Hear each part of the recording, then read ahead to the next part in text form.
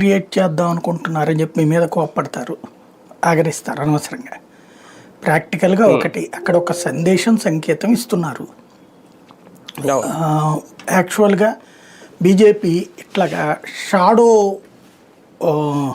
Administration accept చేసే party కాదు, కానీ ఇప్పుడు దానికి కంపల్షన్ అయ్యింది. అంటే ఇప్పుడు జయలలిత చనిపోయాక లేదా జయలలిత ఆసుపత్రిలో ఉన్నప్పుడు శశికళను వాళ్ళు అనుమతించలేదు, శశికళను వాళ్ళు అలౌ చేయలేదు. గుర్తించుకోండి, ఆమె ఆసుపత్రిలో ఉన్నప్పుడు కూడా శశికళని వాళ్ళు యాక్సెప్ట్ చేయలేదు.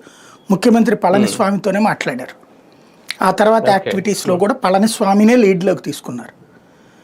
ఈవెన్ వేరే కాన్సెప్ట్ అలౌ చేయలేదు. ఇవాళకి కూడా ఏఐఏడిఎంకే తప్పు వితౌట్ శశికళని పక్కన పెట్టి నడిపించారు. అంటే వాళ్ళు ఎక్కడైనా సరే ఓ సిస్టంలోనే రావాలనుకుంటారు. ఇప్పుడు అతని పేరేంటి, ఒరిస్సా నవీన్ పట్నాయక్. యాక్చువల్గా నవీన్ పట్నాయక్కి ఒక ఐఏఎస్ అధికారి ఉన్నాడు అక్కడ.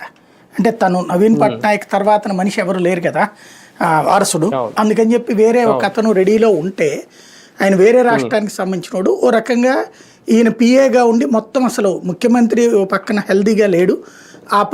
క్రిందసారి పరిపాలన అంతా అతనే నడిపింది. ఆ విషయం బీజేపీకి కూడా తెలుసు.